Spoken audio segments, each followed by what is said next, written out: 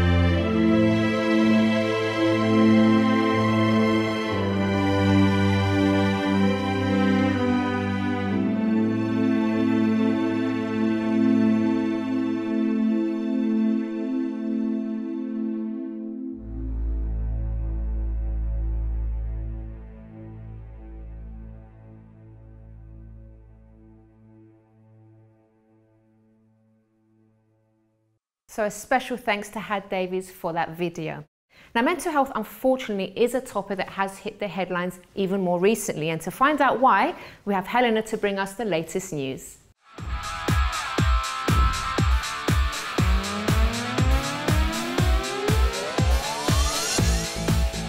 Hello, Helena. Hi, Chrissy. How are you? Very good, thank you. Very good, very good. So, Mental Health Awareness Week. It is, it is. I was interested to know that it was introduced by the Mental Health Foundation in 2000, which doesn't seem that long ago, It doesn't seem that long, but obviously people have had mental health issues for like forever. For centuries. Forever and ever. I know, so that's interesting. And they sort of raise debates about mental health. And I think this year it's all about being mindful, mindfulness, which I find really interesting. Yeah, we're actually going to do a show on mindfulness because it's something very good, isn't it? Very important. Because it's good for mental health, but it's good for everybody as well. So really good. And the good things about celebs is obviously celebs are no different really to normal people, but they're on a platform so they can help mental awareness. And obviously talking about it and sort of removing the stigma about mental health is really good. So that's where celebrity can do incredibly well, and the royals. Kate Middleton, a great supporter, especially of young children, and congratulations to her on Princess of Cambridge, which I'm excited about. But she has done a huge amount of good, and loads of charities, a place to be, but basically wants parents and children, everyone, to talk out about mental health and to make it's just an everyday thing, although it's obviously silent. But if schools and families deal with it from an early age, obviously it's going to prevent harming themselves. It's true. I mean, it's just so refreshing that it is talked about so much, because I remember when I was at uni and I told one of my lecturers that I was depressed, he just said, okay, thanks for letting me know, and that was it. That was it, didn't talk. That was all. There was no sort of like a referral to counselling. I don't think they even had anything at the university at that time, because they're talking about like over 20 years ago. University. I know. I mean, it's changed now, because I went back and did a talk there. Was it last year or the year before? And they've got like a whole like department now that deals with that and that helps the students. But at the time there was nothing, and I felt like, what was the point of even speaking about it to anyone? Yeah, not fair. No. But now, if everyone can now, and everyone can, I mean, we're here talking about it. I mean, unfortunately, lots of people have been let down by the NHS, and there are people like Camilla Batman-Jalida, who's a great person who helps children again and young people and gives them love and just helps the whole situation, which is lovely. VE Day 70, I thought I'd mention that because obviously there's been celebrations, 70 years since Second World War, and Churchill, who did so well, talks about his black dog, and he suffered from depression. Also, it was a family-related thing, and unfortunately, his daughter committed suicide. But which is such a shame. But you know, he did such a lot of good for our country, but he had depression all his life. This is the thing, because sometimes people that are depressed think that they're not strong. But I think they are the strongest people, because they get up every day, they go about their jobs, they do everything they have to do with all that weight on them, and they still manage to do everything. So I think actually people that are very depressed, but they're still doing, I think they're remarkably strong. Definitely. I really do. I mean, there's different They've got sorts so of much going for them. Especially if you can work with your condition and you know what to take and where to go, what to do in a certain situation. I think it's really good. Different kinds of mental health as well, OCD being one of them. Justin Timberlake and Cameron Diaz, the reason I bring them up is they both have had OCD. Funny enough, we're together I think in 2006. But I was just thinking, if you both have the same condition, I suppose you can support each other. But maybe it's not such a good thing as well. It depends if you're both sort of... So it was to do with germs and doorknobs and washing hands and things like that. Herschel Walker, who is a National Football League player, suffered from dissociative identity disorder, when you have two personalities or more, so you can't actually be anyone in particular. And he, again, another great thing, because his biggest achievement in life will be to tell his story. He wrote a book, and that must be so hard. To write a book of all your different personalities. Who are you writing on behalf of? I don't know. I just found that amazing. Michael Phelps as well, our Olympic gold medalist.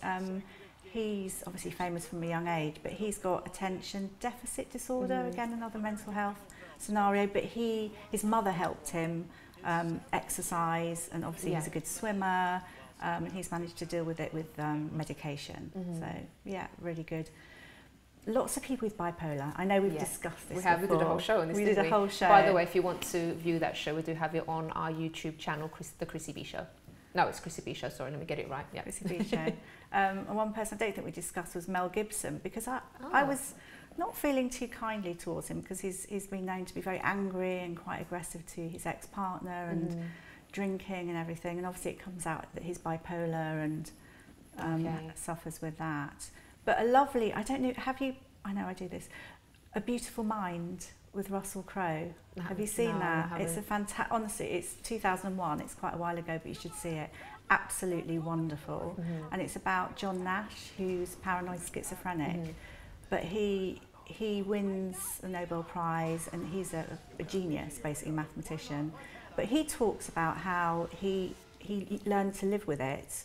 I think he's still alive, and he just, with medication and being able to disassociate himself from the different characters that he sees, must be so hard. Imagine not knowing what's real, and they become part. All these people become part of your life. That's amazing. Well, we're going to be getting some advice from my expert later on, so maybe she can shine a bit more light on the topic. Helena, thank you so much. And we'll see you. I know, it went just flew by. And we'll see you again next time. Look forward to it. Alrighty, so if you want to let us know your thoughts on these celebs, you can tweet us on @Chrissy B Show or comment on our Facebook page, The Chrissy B Show. Well, don't go away, because after the break, we'll be speaking to our guest Jennifer Mensah, who's gone through depression and wants to share her story right here on The Chrissy B Show.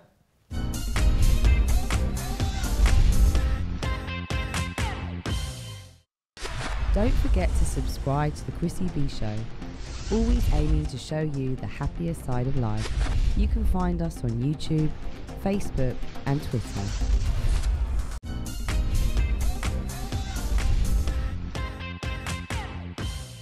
Welcome back, and if you've just joined us, today's show is all about Mental Health Awareness Week, and right here, right now, we're very lucky to have Jennifer Mensah, who's going to talk about her personal experience. Hello, Jennifer. Hi, Chrissy. How are you, my darling? Fab. I'm really happy to be on the show with you today. Now, I do have to say we have worked together before, because we used to. She's also a fellow TV presenter, and we used to be on the same program before I moved to do this show. I know. So she is our lovely presenter from.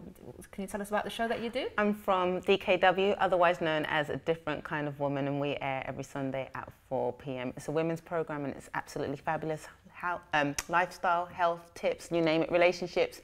All right, I didn't try to advertise the program on my program, Jennifer. Anyway, but it's just to show you that, you know, I think it's important to mention that, because you have turned your life around. So you were very depressed before, had serious mental health issues, but you are now presenting on TV. Yeah. So it just goes to show that with the right help, with the right guidance, anyone can turn their life around. Yeah, and you know, something that was mentioned earlier, that it is sometimes a stigma or taboo. Many people themselves, they don't want to say that, you know what, I need help. I'm not mentally stable at the moment. I'm not feeling well. I'm feeling quite low mentally. And, you know, you just kind of isolate yourself and try and pretend that everything's going to be okay. But after a while, when it's not okay, then you start to beat yourself up, and it's just a vicious cycle. You just sink even deeper. That's what happens. So tell us where it all began for you, my love. Well, my depression, that's what initially it started with, came alongside in my teens. And I was very overweight as a young person, and that brought about low self-esteem issues. So already, you know, I think at the time I was around 15, 14 years old, and I was already a size 22, 24. Really? Yeah, so I was quite big, chubby for But did you have some kind of eating disorder? Or I did. Okay. And it was more emotional. So I was bullied a lot. Growing up, I had fantastic parents. My family were very, very supportive. They were kind of like my safety net, if I could say. But when I was outside the family home, when I'm at school or if I had to take part in some sort of youth activity, it was an absolute nightmare. I was bullied all the time. Can you imagine? Kids are not very kind, are they? They can be pretty mean at times. I was called all sorts. They used to fight with me, steal my stuff and hide it, and all of that kind of stuff. And as I grew older, my coping strategy was home and food. So you have a horrible day at home, at school rather, you run home, have some great food, stay with your family, and you just isolate yourself. And the more I ate, the more I comfort ate, the more I put on weight. The more I put on weight, the lower my self-esteem would plummet. And I remember there were times where I would buy tons and tons of teen magazines. I remember until today I had like almost a library of them stacked up against my wall, and I'll just flick through them and stare at the young girls, the models, one by one, and I would become more and more and more and more depressed, and then that's where it started to spiral out of control. Okay, so how bad did things get for you? Because obviously that was already bad, having to face that at school. Obviously you were putting your health at risk as well because you were so overweight. So how did things get worse? It got to the point where I refused to leave the house. So there were times where I didn't want to go to school. And then obviously that's a truancy problem. You know, you have to go to school. And I would lock myself in the house. So whenever we had holidays, it got to a point where I would not leave the house in my later teens. I would lock myself in the house. And I was very, very paranoid. The depression slowly turned into paranoia, because in my head it was like everybody's staring at me. Everybody can see that you're overweight, you're ugly, you're not meant to be here. And that paranoia Not meant to be here, so you feeling suicidal? That's what I was just about to say. Wow. So the paranoia slowly led to me hearing these voices that perhaps it would be best if you weren't around. You're so ugly, you don't deserve to live. You shouldn't be here, nobody cares. Oh, wow. Yeah, it got that bad. I remember I would stay weeks during the summer period just locked up in the house. Doing what though? What would you be doing the whole day? Shut the windows, sometimes daytime television and food, that's it. So in the dark, did you close your curtains? There were sometimes when I'll be in the dark and there were sometimes I'll be in the light, but I was absolutely petrified of being alone in the house, because I remember I was hearing these voices telling me that I wasn't supposed to be here. Now, was it like, were they audible voices or just like thoughts? Sometimes both. Really? Yeah. Sometimes both. Sometimes what was the voice like? So just to explain to the viewers at home, because for someone that hasn't experienced that, it sounds like a bit bizarre, yeah. Yeah, but what kind of voice was it? Was it like a female, male voice? It was almost like I could hear my own voice talking to me, telling me that I'm not supposed to be here. You know, there's no reason why I should be here. I'm so ugly. I'm just not supposed to be here. I couldn't look at mirrors. Mirrors would freak me out. I would get really, really scared. I was even just telling someone earlier, between the ages of about, I would say 9 to about 16, I had no pictures of myself. I couldn't look at mirrors or pictures. I couldn't do it. Wow. It would make me physically sick. It would make me feel really, really unwell. Did you ever attempt suicide? Or? I remember one time I did, and thankfully my dad was around. What happened? We used to live in a tower block, and I remember one day I was so upset. I was on our balcony, was on the 11th floor, and I was just staring over the balcony and I wanted to jump. I really wanted to jump, and I think my dad kind of noticed that, okay, why is she looking profusively over the balcony? Wow. And he came over and he was like, what's wrong with you? And I said, I don't want to be here anymore, I want to die.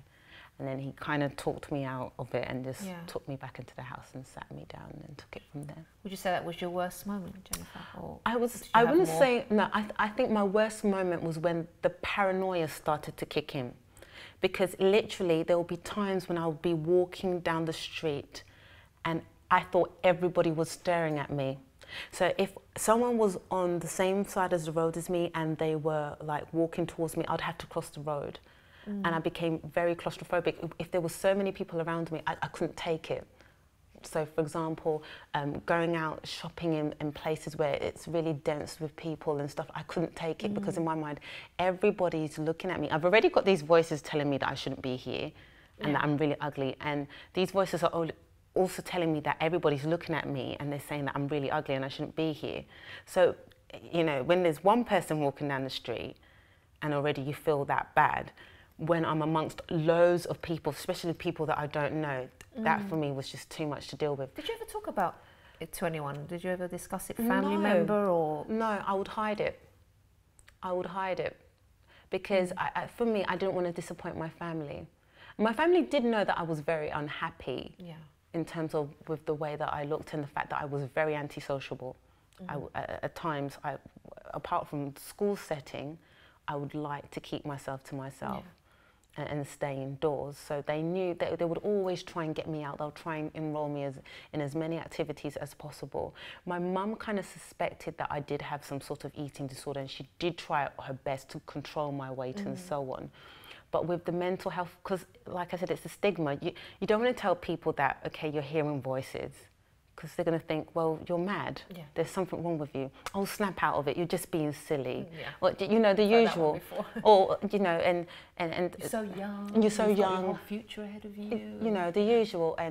Or you tell the odd friend, you know, when you're young, your BFF, and you tell them, oh, you know, I feel so ugly. I just want to kill myself. No, don't worry. You've got plenty to live for. You're just being silly, and then they'll brush it over. The reason I'm laughing is because people don't realise the extent of what a person feels when they are going through a mental health issue. selfish. And when you hear sort of comments like that, for you, it's like, this is why I don't say anything, because people find it, that they just brush it off. For someone that's not going through it, they don't understand, which is why I'm so happy that we are doing this show today to bring awareness to people that, look, if someone tells you they are going through something, it's probably taken them a lot of courage to actually open up about it. So listen to them and get some, you know, do some research for yourselves about people that are going through mental health issues that you can help them with. Yeah, most definitely.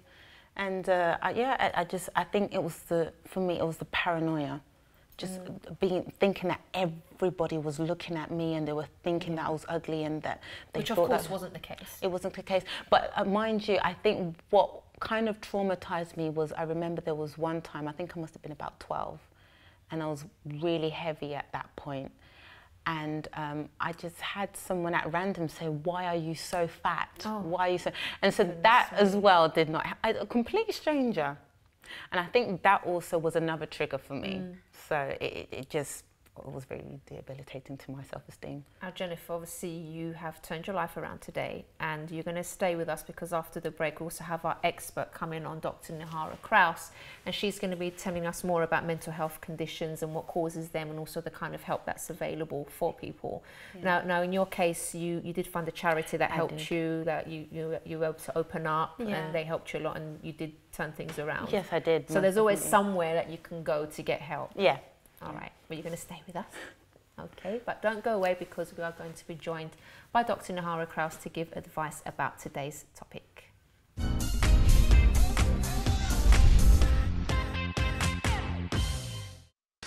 Don't forget to subscribe to the Chrissy B Show, always aiming to show you the happier side of life. You can find us on YouTube, Facebook and Twitter.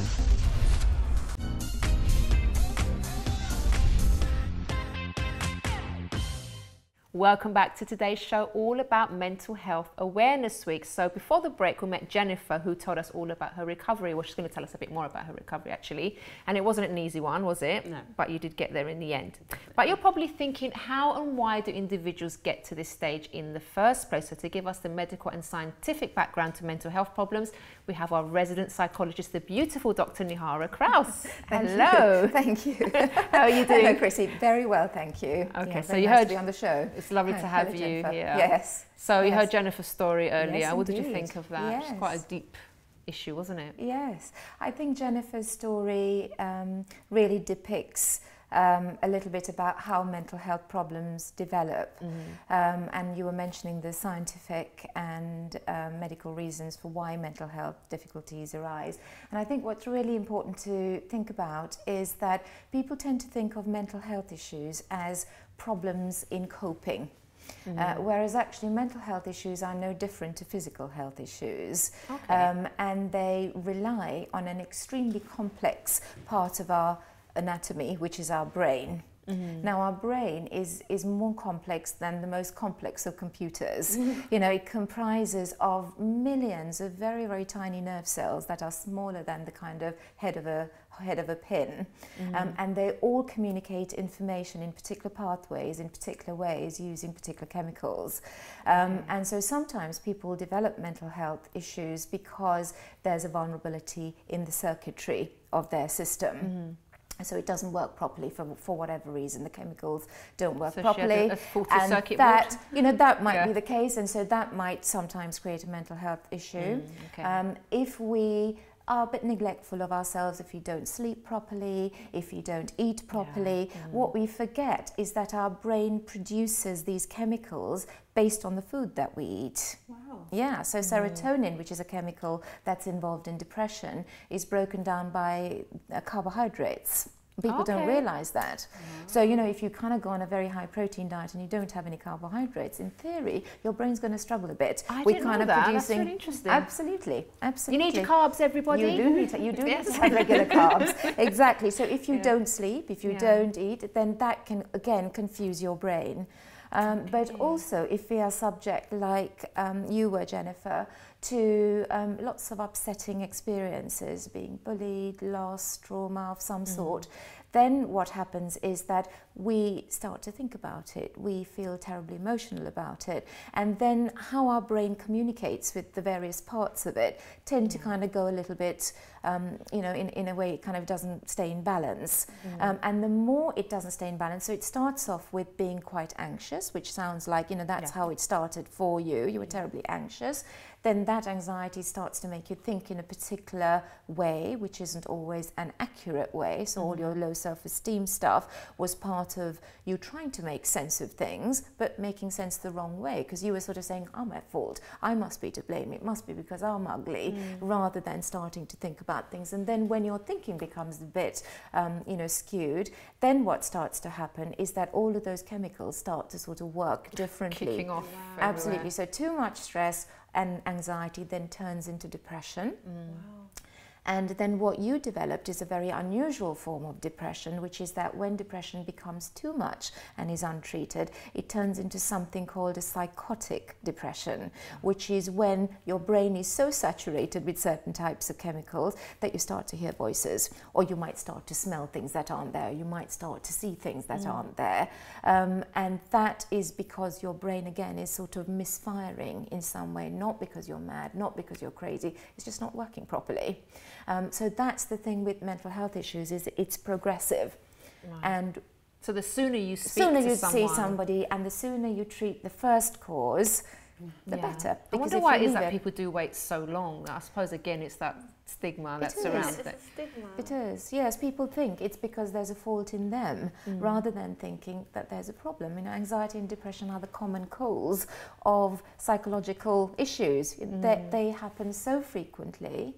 And yet people think, oh no, there's something wrong with, you know, there's something wrong with me. I won't go and talk to anybody about this. I won't find out about it. I won't treat it. It'll just go away. And it doesn't. And, you know, sometimes it does go away. Sometimes it does go away. But if you have depression that lasts for more than 6 months, then the chances are it's not going to go away. It'll get worse if you don't get it treated. Now, the good news is there is treatment available, and many people do recover, don't they? Oh, many people recover. In fact, anxiety and depression respond extremely well to treatment.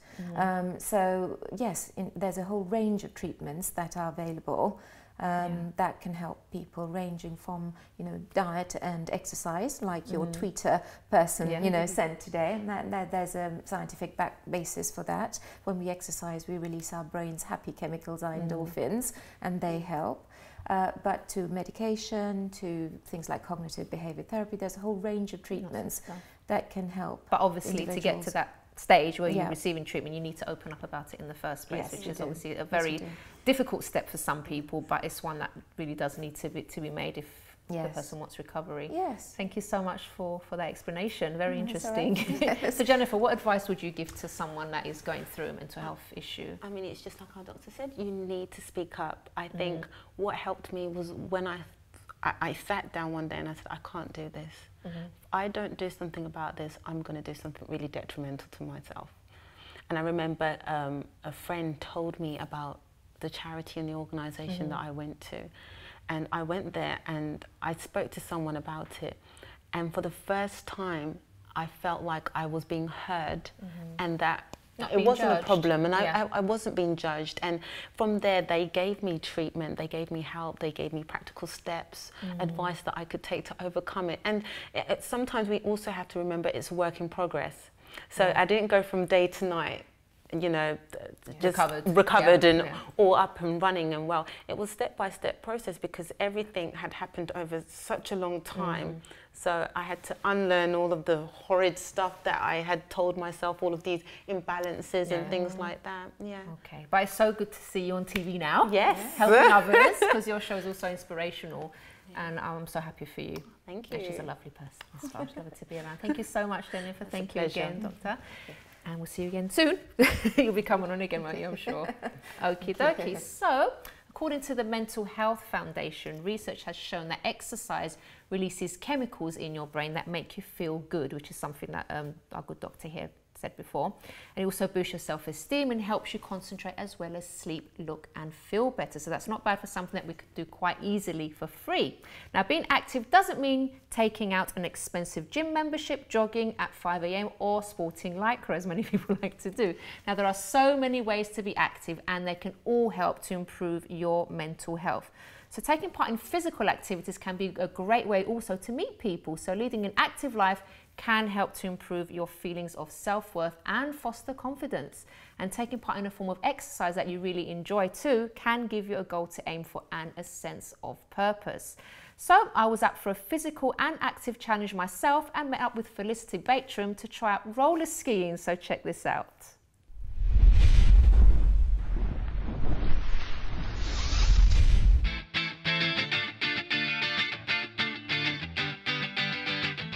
So this was my instructor for today, Flick Birchman from the Roller Ski Co. So Flick, this was something really new for me, and I have to admit I was quite scared because I'm not very good with anything to do with balance, like roller skiing, ice skating. I'm usually quite bad, but this was actually really good fun. I was scared at first.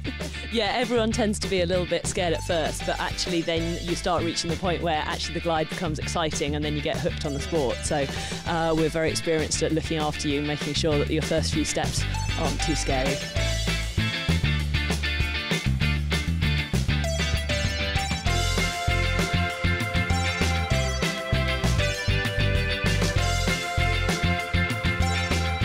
Sport will come about in the first place? The sport's actually been around for years. There's some great films from the 1940s, 1950s of people on primitive early roller skis. Cross-country skiing is a massive sport over in Scandinavia, anywhere where it's cold, and it used to be a way of getting around. And in fact, some of my friends used to ski to school in their homelands. And then cross-country skiing, if you want to race it, is a power endurance sport, and so you have to train all year round, even if you've only got snow for half the year. So they worked out that you can roller ski, and then some people do it as a sport in its own right, and some people do it as a way of training for snow trips. So.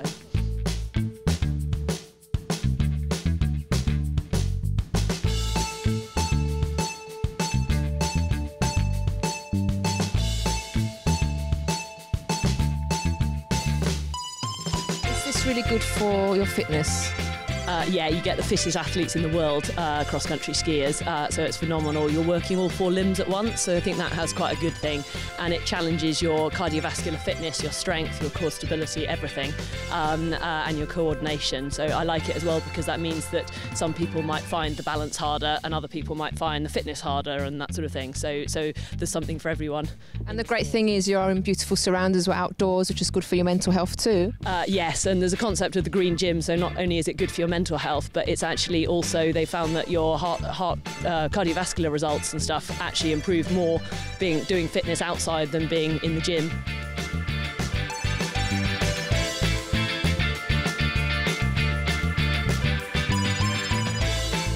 What do you love about your job the most?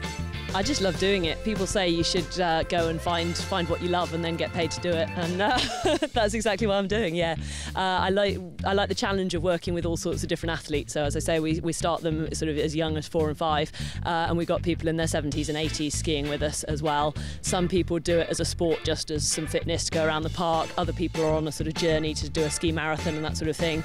We've had people lose a couple of stone by roller skiing and all sorts. So everyone comes in with their own experiences, own goals, and actually we all work together. The club group's lovely. It seems to select really nice people. So.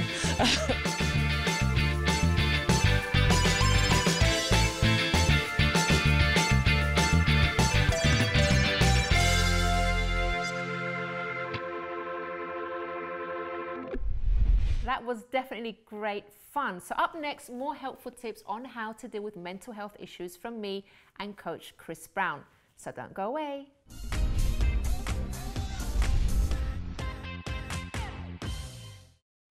Don't forget to subscribe to the Chrissy B Show, always aiming to show you the happier side of life. You can find us on YouTube, Facebook and Twitter.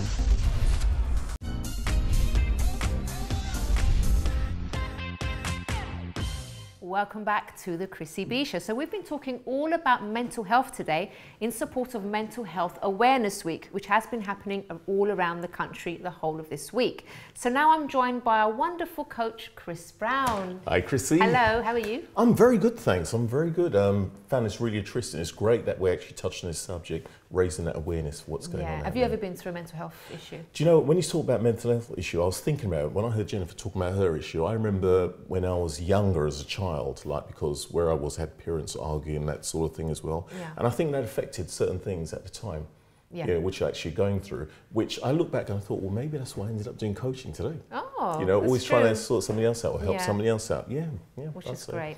Yeah. All right, so today we do have 10 tips for our viewers on how to deal with mental health concerns. Now, we have actually covered a few of them already throughout the show, but we'll go through them only quickly for our viewers. Yeah. So let's go to our first tip, because I really believe these are going to help people a lot, and some of these did help me too when I was going through depression. All right, so the first one is to talk about your feelings. So, you know, as we know, bottling things up isn't good for anyone. And even if it's not a mental health concern, but just having someone to talk to just to let off some steam is really important, isn't it? It's very important to talk. I mean, it's the same thing we talk about coaching, because if you bottle it up, it's only going to turn to combustion, burst. That's when we lose it, kind of. It's always good to have somebody to talk to, which was mentioned earlier on. I totally agree with that. And even if you just start off with a close friend or a family member, it doesn't have to be a professional immediately, but just to let someone know that you are going through something really does help. Well, the longer you hold on to it, the worse it gets. Yeah. That's the whole thing behind it. So you've got to talk to somebody at some point or another. Yeah, definitely. And our second point is to ask for help. Yes. So if you do get to the stage where you know you aren't managing, you aren't coping by yourself, and as Jennifer did, she got to the point where she said, you know what, I can't do this anymore. It's going to be to my detriment if I don't get help. So definitely you have to get to that point where you do realise you do need help. You've got to, and there are many agencies and bodies out there that you can actually speak to as well, and contact. Like you've got the Samaritans, you've got other charities as well, that you can actually speak to someone and say, look, this is what I'm going through. Definitely. Now, another very important point is to keep in touch. So make sure if you are going through something that you do involve your family and friends, because they can make a huge difference. You won't feel so isolated, because already when someone goes through something like depression, for example, you feel alone, even if sometimes you're surrounded by people. But if those people don't know what you're going through, you feel like the loneliest person on the planet. And your friends and family, they can actually offer different views about things. So maybe you're so stuck in a particular way of thinking because of your condition, but if you talk to your family and friends, they can give a different point of view about something, maybe something that you didn't even think of. And sometimes it's something quite simple, something that you think, well, nobody can solve this, and all it takes is one little tweak, something somebody says, and it changes the whole situation. It's not as bad. It's true. Now, something obviously that we've mentioned already is to eat well. You're a big advocate of this. Oh yes, eat well. And it depends what you eat as well. Like we was talking earlier on about the caffeine, drinking coffee and all that. It's like going to sleep at night, chamomile tea, beautiful. Yes. Then you sleep, peaceful, really good. But it's the same thing as well with foods that give you energy throughout the day. Not too much of it, but just enough to get by and get you up going. Bananas, another one. Bananas. Got to get out there. Always love bananas, you know. Potassium, energy, keeps you going. It's kind of about bananas, so let's laugh. All right, so let's go to our next point, which is to make sure you take a break. So, you know, a change of scene or even a change of pace is good for anyone, because it's very boring and monotonous if you're doing the same thing day in, day out, and very depressing, I think. So you need to take a break away from things, you know, have a rest, do something that you enjoy, which is also very good for your mental health. Do you know something, Chrissy, is something that I do. If I spend a lot of time in front of the computer writing up stuff and all that, and after a while you can actually feel the pressure in your head.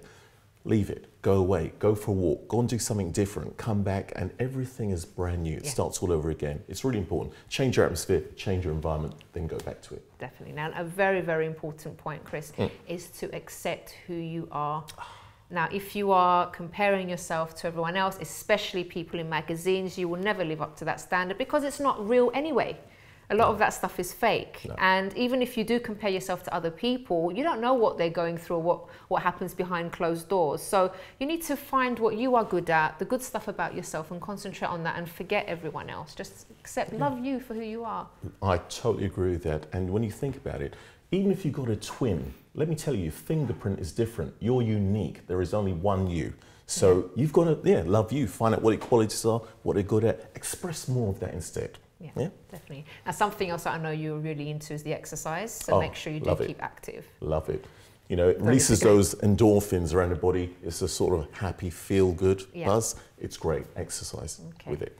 Something very important as well, if you are a drinker, make sure you do drink sensibly. So people often drink alcohol to change their mood, but some people, you know, they do it excessively, or they try to sort of be a different person. And that's where the person starts to depend on alcohol, which is never a good thing. It's not a good thing at all. I tell you what you do need to drink a lot of is water. Now, I know it's a big difference, water to alcohol, but those neurotransmitters in the head, they actually need the water to flow from one side to the other, which helps you to be more creative. Water, go with it all the time. Yeah. Okay, another one maybe that our viewers wouldn't know too much about that, it does help their mental health, is actually to do something you are good at. So what do you love doing? What activities, you know, can you lose yourself in? Do you sort of let yourself go and everything? Sometimes people don't actually know what that is until they start experimenting, which is why, you know, on the show I do different activities, different challenges, because there's some things that I'm really, really bad at. There's other things that I'm really good at and I really enjoy. So you just need to find that thing, because it does make you feel challenged and happy, and it's important to do that. And you discover things about yourself when you do this as well. Like the other day I was thinking, I haven't picked up pen and paper, or let's say do a painting or anything like that. Used to be excellent at it before, but life takes over, you forget it. So go back and rediscover a few things about yourself. Yeah, definitely. Self-discovery is amazing. And of course, you know, we can't forget caring for others. So this often has, you know, a very big impact on us. Because when you help other people, it makes you feel good, and that also gets reciprocated, because when you help others, you care for others, you get that love back in return, that care back, and that's something that everyone needs. Do you know what? Money couldn't pay for that at the end of the day. The amount of people they actually work with, coaching, and they come back and say, this has changed, that has changed, and it's just wonderful, it's great. It's a great feeling, it's a great buzz, you know? Reach out to somebody else who is in need. Change your life. Yeah. So Chris, thank you very much for your participation in the programme today. Pleasure, Chrissy. And we'll see you again next time. Yep, next week. Thank you. Alrighty, so don't forget, you definitely don't have to go through anything alone. Now, on another note, if you've got a story to tell us, an experience to share, to help educate, inspire and motivate, do contact us by filling in the form on chrissybshow.tv. And to celebrate Father's Day next month, we'll be giving away a special prize to one of you at home and give you the chance to treat your dad for this once-a-year event. So soon we'll announce the prize, but for now all you need to do is to stand a chance to win is to let us know why your dad is the best dad in the world and why he deserves to be treated out for Father's Day. So this could be on a video, a letter, or whatever floats your boat. So you can be as creative as you would like to be, and you know, just go with the flow and do what you feel is best. So you can send it to us by tweeting us on @Chrissy B Show. You can use the hashtag Father's Day on Chrissy B Show and comment on our Facebook page, The Chrissy B Show, or by filling in the form, of course, on our website, chrissybshow.tv. And if you put the subject headline, Father's Day Special. Also, let us know your thoughts and send us your pictures and videos of your Mental Health Awareness Week events, and we'll make sure we feature them on our upcoming shows. Well, guys, I really hope you've enjoyed the show today, and we'll see you again next time. Bye-bye for now.